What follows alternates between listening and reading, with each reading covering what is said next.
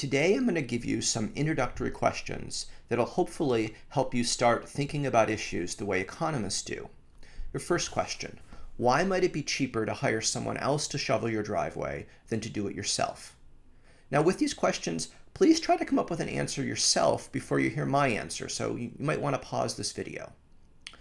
All right, economists care a lot about costs, but the cost of something is not just how much money you have to pay to do it. There's also, for example, time costs. Let's say that you can hire someone else to shovel your driveway for $10, and it would take you an hour to shovel your driveway. Well, it might well be worth it for you to sacrifice $10 in order to get an hour extra time. This would be especially true if you're capable of working extra hours. Let's say if you work an extra hour, you can make $30. Then you'd certainly be better off working an extra hour to make $30 and using 10 of those dollars to hire someone else to shovel your driveway to free up that hour. Even if you can't work an extra hour, you still would probably be willing to pay something to have more free time. One of the most important issues in economics is, why are some people so rich?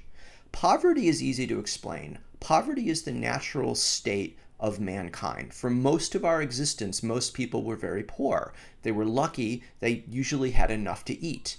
But some societies today, a few people have enormous wealth. Now, it's easy to see why, for example, a very skilled surgeon in the United States has a higher income, has more material stuff than an unskilled worker in India. But it's more than that. When I've hired a babysitter for my son, I might have paid the babysitter $10 an hour, but there are a lot of people in India who work for less than $1 a day. But the babysitter I hired, didn't have any special skills. Why was she able to earn so much more money per hour than someone in India? And especially, I imagine taking care of my son was a lot more pleasant than doing a lot of the unskilled tasks that people in India do for a lot less money. So what's going on? Why don't you pause the video and think about that? Well, I think one possible answer is that it pays to be around rich people. What a babysitter can do is free up time for the parents. So the value of that babysitter is in part determined by the value of the time of the parents. And because there's so many more rich people in the United States than in India, there's a greater, shall we say, demand for babysitters, or you can pay, people are willing to pay more for babysitters. Also, because people, even teenagers in the United States, are a lot richer than most people in India, you've got to pay a babysitter more in the United States than you do a regular worker. Because, babysitters could be texting, doing homework, working at a fast food restaurant. And in order for a parent like myself to hire a babysitter, I've got to pay her more than she'd be, I have to pay her enough to make up for her spending some of her time taking care of my kid. What are the costs of attending college? Obviously, there's tuition, there's the money you'd spend on books. But what about the money you'd spend on food and housing? Do they count? Well, not really. When economists look at costs, we usually look at something called opportunity costs. And an opportunity cost is something you have to give up. If you go to college, you have to give up the money you spend on tuition because you wouldn't have otherwise spent that money. But if you didn't go to college, you'd still be eating and you'd still be living somewhere. Now, you might not spend the same amount of money on food and housing as if you attended college, but you'd probably spend something. So it's really only the difference that goes into the cost of attending college. Another big opportunity cost of attending college is your time. This might be the biggest one for most people. By going to college, you probably have lost the opportunity to get a full-time job, and the money you could have made at that job is a major cost of college. It's an opportunity cost. An opportunity cost is your best opportunity lost, so it's an opportunity cost of attending college. You pay a $500 non-refundable fee to join a gym. Should this fee motivate you to use the gym more? No. This result is very counterintuitive, but maybe pause the video to try to figure out my answer. Okay, let me give you an analogous situation where the result is easier to see. You go to a restaurant and you order a $20 dessert. You know the dessert is unhealthy. It's got lots of sugar in it. But you've decided, you're probably really going to like the dessert, and it's worth the health cost plus the $20 in order to get the benefit of taste that you think the dessert's going to deliver to you. But you bite into the dessert and yuck, you can't stand it. Should you still finish the dessert so that you won't have wasted your $20? Well, absolutely not. I mean, you don't get the $20 back if you finish the dessert. You wasted the $20. You poorly spent that $20 if you finish the dessert or if you didn't finish the dessert. So really the only thing that you get by finishing the dessert is you harm your health, plus you have to eat something you don't like. Finishing the dessert is clearly stupid. Similar with a non-refundable fee. You spent the $500 and you don't get it back if you go to the gym. You don't get it back if you do go to the gym. So you really shouldn't take into account the fact that you spent this fee when deciding whether to go to the gym. This $500 fee is what economists call a sunk cost, and you should ignore sunk costs. Most people don't. Most people have a bias where they take sunk costs into account where they really shouldn't. But part of the value of studying economics is that it teaches you how rational people behave. And by learning how rational people behave, you can become more rational. And a key aspect of rationality is you make winning decisions. You make decisions that give you better life outcomes and make you happier and make you achieve your objectives. How could we ever have too little pollution? Well, let's accept that pollution is a bad thing. If there was some way of magically getting rid of all the pollution on Earth, we would do it. But we would have too little pollution if we didn't engage in enough pollution-generating activities, right? So even though pollution is bad, many of the things that give us pollution, like agriculture, are good. And we would have too little pollution if we said, well, we're not going to do all of these great things in order to keep the level of pollution down really, really low. Then we will have made a mistake and gotten too little pollution.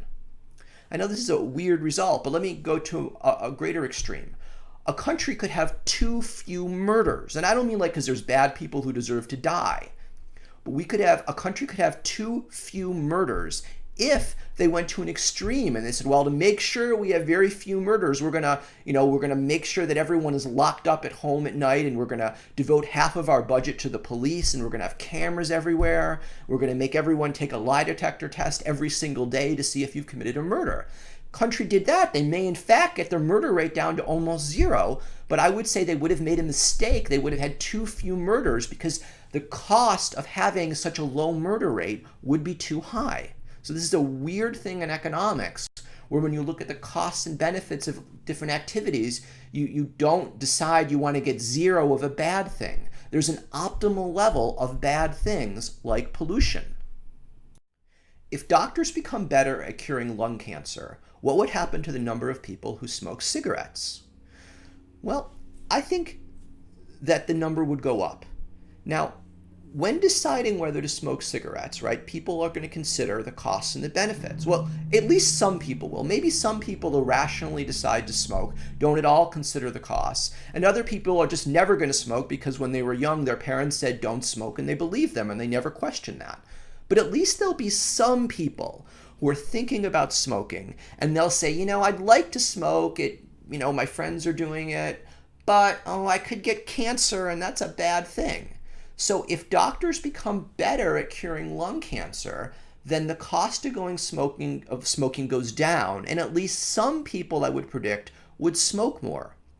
At the very least, let's say there might be somebody who doesn't smoke because their uncle died of lung cancer, right? And they otherwise would have, but they grew up near their uncle died of lung cancer, and they said to themselves, oh my God, I'm certainly never smoking after seeing what he's going through.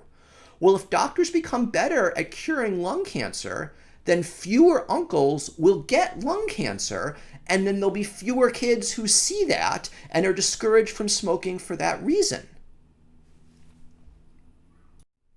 You trade your car for another car that is equal in every way, except that this new car gets more miles per gallon of gas.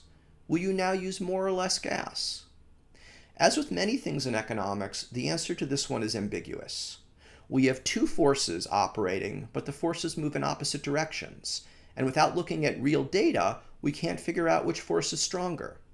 Why don't you pause the video and try to identify what these two forces are? The first force is, for every mile you drive, you'll use less gas because, well, your car is more fuel efficient. But the second force is, the cost of driving has gone down. And because the cost has gone down, you'll now drive more miles. And that will cause you to use more gas because you're driving more. So you'll drive more miles, but for every mile you drive, you'll use less gas. So overall, it's ambiguous, theoretically at least, whether you'll use more or less gas. Now, I know some people are resistant and would say, oh, but come on, I bet people really aren't that rational to take into account the price of gas when deciding how many miles to drive. Well, I bet if you think that, you probably don't drive a lot. At the very least, when people are deciding things like how far away to live from work, they probably do take into account the price of gas. And how much gas they'll have to use. So if you have a very fuel efficient car, you'll be more likely to buy a house far from where you work because the cost of commuting every day won't be quite as high. Imagine that starting next year, professor salaries become determined entirely by student evaluations. What happens to teaching quality? The answer to this one is also ambiguous. It's going to depend on what the evaluations are based on. I mean, if students, for example, like professors who are really easy, who cancel class a lot and who pass out cupcakes and who just tell jokes, then teaching quality will plummet. If instead evaluations, students are deeply committed to learning and they base their evaluations on how good a job professors do at teaching, then the teaching quality will go up. This is often an issue in our economy is figuring out how to measure performance.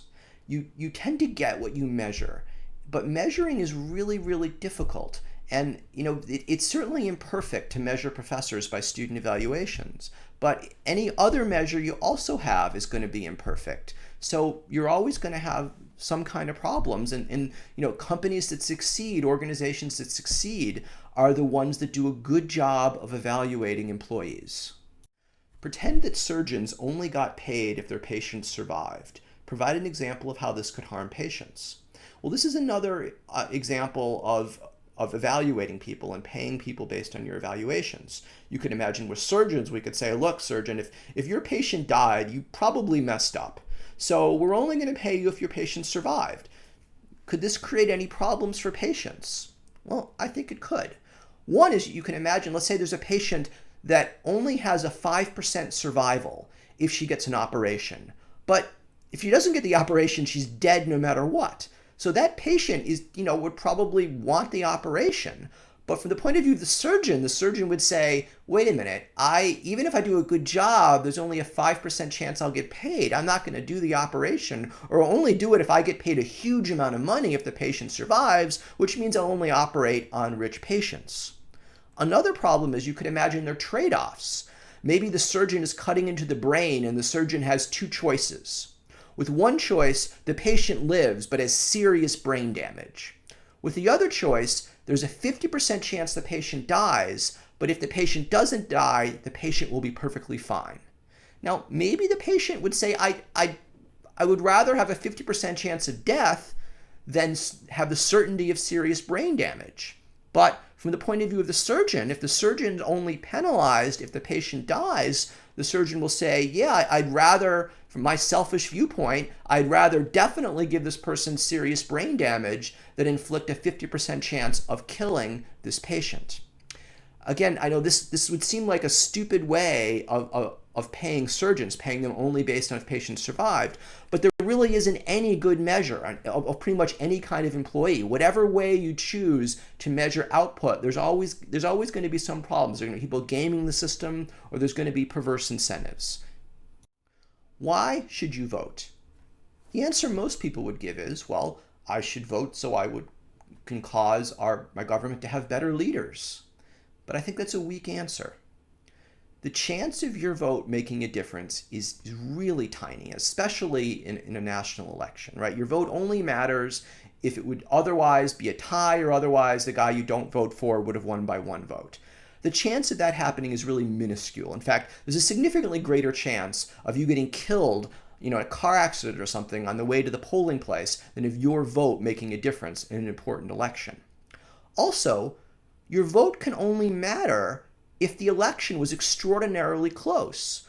Well, if you feel that the citizens of your country are basically sane, that means the vote can only matter when there really isn't a big difference between the two candidates. If like in the United States it was Adolf Hitler running against Martin Luther King, well, Martin Luther King, would win really, really easily, so there's no need for you to vote because, Martin Luther King is gonna win.